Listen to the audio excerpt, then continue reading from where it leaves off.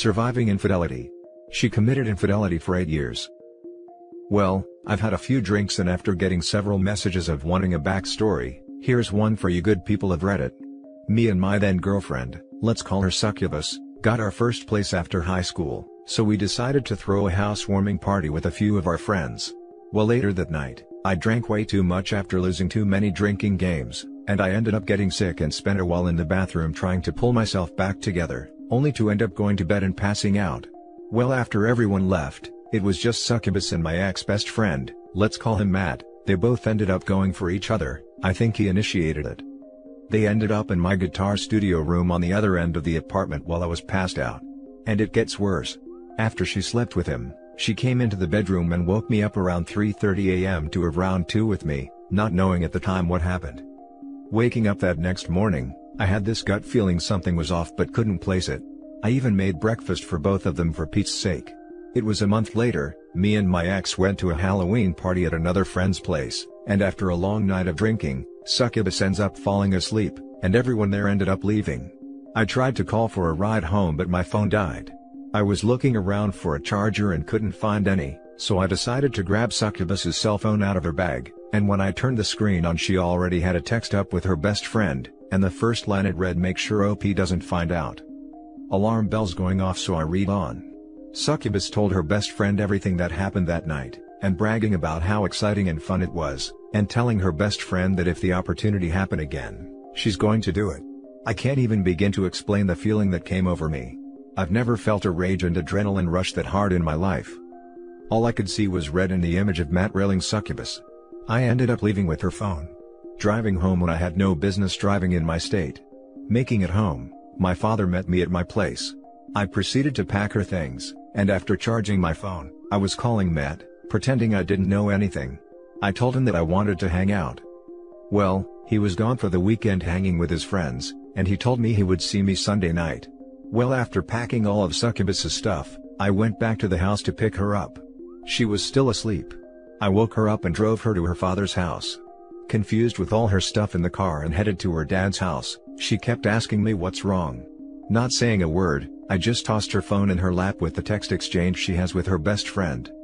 She didn't even get sad, she got enraged saying, "Why were you going through my phone? And that's an invasion of her privacy." She told her father I was abusing her when we got to her dad's house. Well, she ended up calling Matt and told him I knew everything. And when I tried calling him to meet up Sunday night, he with the voice of a dying man said, "I know you know what happened. I'm not going to come see you tonight." I started to laugh, and I told him I'd see him at work then and I had no problem going to jail. Well, Monday comes, I'm literally shaking. I came in a half hour early just to see he was already there. He told the boss what happened, and to not call the cops no matter what happened. I give him credit for that. And when I walked in, he told me to go out back. I proceeded to shove him to the ground, yelling at him to get up. He just laid there, so I ended up landing a few punches to his head. And the hardest part was, I couldn't keep going. All I could see was him and me in first grade when we first met. It killed me inside. After landing those few punches I couldn't bring myself to do it anymore, and I just told him it wasn't over and walked away. 5 years later, he reaches out to me and we start talking again. After telling me how sorry he was and after hearing from a bunch of people how he would get drunk and try and end himself from the guilt, I told him we could talk from time to time, but things would never be the same. Well, later, he ended up falling in love with a woman, his first real relationship. And after a year of dating, he finds out she was cheating on him. He was devastated. Matt hasn't gone a day without drinking at least a 6-pack, and his drinking became a lot worse. I ended up getting a call about a week later from him while I was at work. I could barely understand him. He was crying and blubbering words from being intoxicated. All he kept saying was, "I'm so sorry, I deserve this, and I hope you can forgive me, goodbye." He hung up and I tried calling him a bunch with no answer. I notified work and told them I had a family emergency and left. I made it to his house in record time. When I got there, I ran to his door. One of those solid glass doors I saw through him hanging from the ceiling, flailing his arms and legs frantically. I threw the door open and grabbed his legs and hoisted him up. The emotional roller coaster I was feeling was insane. Sure, I hated this guy for what he did, but he didn't deserve to die. After a long conversation and getting him sober, I helped him get clean. Just over this past summer I got a text from him saying, "1 year ago today you saved my life OP, love you brother." Today is my 365th day of sobriety. I can't believe I made it. Every day I feel conflicted. I hate him. But I'm happy for him. Can you guess what Succubus said when she found out? "Aw, poor Matt. This woman is a psychopath, and had zero remorse for the pain and destruction she caused." This is just one of the stories I have of my time with Succubus. Now for the top comments. Matt at least had the decency to be ashamed of his behavior, her on the other hand. Psychopath seems like a mild description, wowza. Such a crazy story. Hope you're on your way to healing, mate. After typing this, I was laughing because it sounds like a poorly written drama show. I recently cut Matt from my life. Kinda the reason I'm drinking and decided to write this out.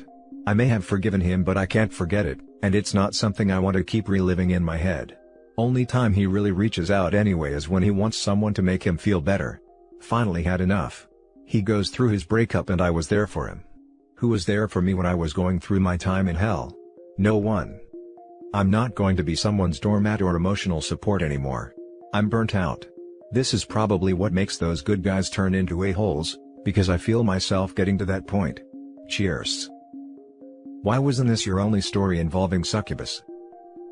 Because I was weak and a doormat. Because I was in love. I'm not trying to beat you up. This was more for the benefit of others whose first thought is reconciliation. You learned your lesson. I'm truly sorry. I do know your pain. It's okay, hindsight is always 20/20. It took me 8 years to find some value in myself and know I deserved better. Anyone reading this, my advice is to just walk away. Reconciliation is not worth it. Now for the next story. Husband was sending message to a woman that we're separated and getting divorced. We're not and we were happy. I'm crushed. I've been married for 7 years and we have a 3-year-old together. Something has been really off about my husband over the past few months. I chalked it up to work stress and quarantine stress. He's also been hiding his phone more, not outright, but he's been more attached to it. To be honest, I suspect something, but then I think I'm just being paranoid and don't act on snooping or anything like that. He's never done anything in the past. Last month, he tells me how he wants to spice things up in bed and it's been kind of boring. I was hurt at first, but I agree, with a kid that sleeps like crap, it's hard to get quality intimacy in. Although, I've always made it a priority in our relationship and make time for it 1 to 3 times per week, so far from a dead bedroom. I listen, step it up, and become more present during intercourse. I was happy he told me, and was open and honest. Other than this, everything has been pretty normal. We're even talking about trying for a second in a couple months, and the reason I didn't just take a higher paying job because the company I'm with gives 6 months maternity leave, unheard of at most places in the US. Not to mention we just moved to his hometown to be closer to family, which I was on board with. But we moved in February 2020, so right before the pandemic. So, it has been a little lonely and hard to make friends. Fast forward to last night, he stayed up and played some video games, but I wasn't feeling well and went to bed. He comes in and goes to sleep. At 3 a.m. his phone is going off, message after message after message. It wakes me, and he works in a career that he can be called in at all hours. So I go to look, and it's Instagram messages from a woman. I look, and I just had a gut feeling, a feeling I've had for a few months that something wasn't right. I read them and it's him telling her how beautiful and hot she is, and how her ex-husband is dumb for leaving, listening to her custody battle/divorce stories. He goes on to tell her that we are on the brink of divorce, and he has moved out of the house. None of this is true, we haven't had any large fights either, these messages are over a couple months. He messaged her tonight that he's filing for divorce and we're basically not together, then goes on about how guys probably message her all the time because she's beautiful. Playing the scorned husband whose wife doesn't like him. Pictures were exchanged, not sexual, but flirty in nature. I've never read or snooped his messages, so who knows what else has been done. Turns out it's a recently divorced single mom that he went to high school with. I am crushed. I thought we were partners in life, soulmates, best friends. We have a beautiful boy. I confronted him, and left and went to a hotel room. He admits to everything. I am alone in a state where I know no one, and because of our son's school and my work, I cannot just simply leave. I don't know what to do. My entire world got wrecked. I feel so useless. I try so hard to be a good wife. I do a lot of the domestic duties and child care. Even though we both work, I work out and stay in shape. I'm well groomed and fun to be around. His friends are always telling him how cool and personable I am. I let him have boys' weekends, when other wives don't. I don't nag and he has freedom to do activities that bring him joy. My heart hurts. I am back in the house, and he is staying at his dad's. I want a divorce, and I know nothing about how to get one and what I need to do. I don't want the house honestly, I won't tell him that. From what I searched online, I need to be separated 6 months to file. Now for some top advice. First and foremost, you should consult with a family lawyer.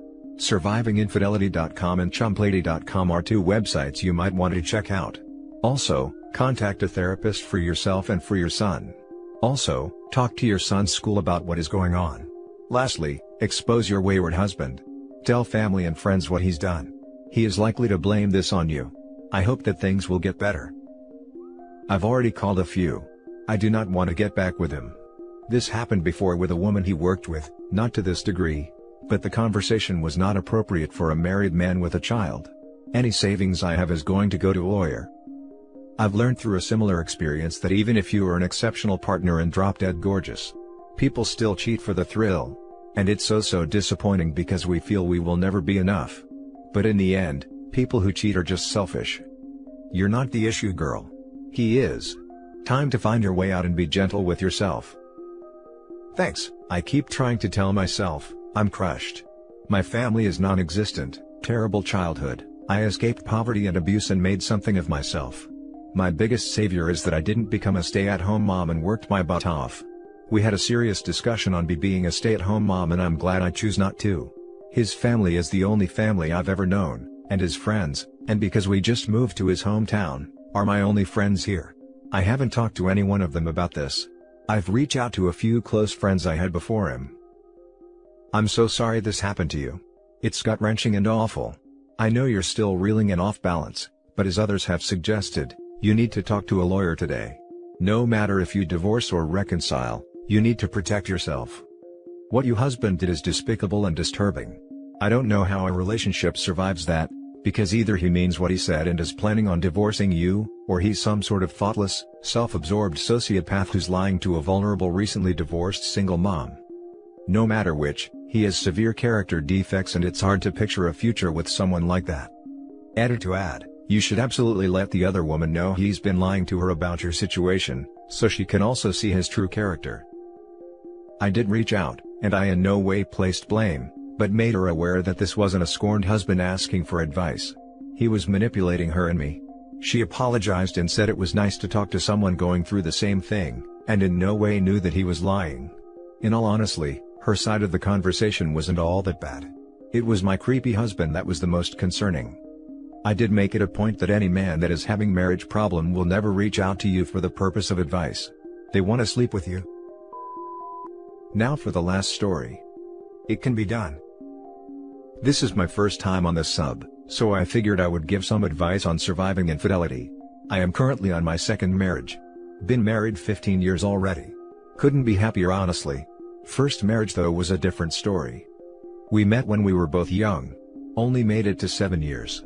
I won't get into too many details, but the gist of it was, we were both young. It's not an excuse for what she did, but it did help me cope with the aftermath. So to keep it short, my ex-wife had an affair while I was deployed.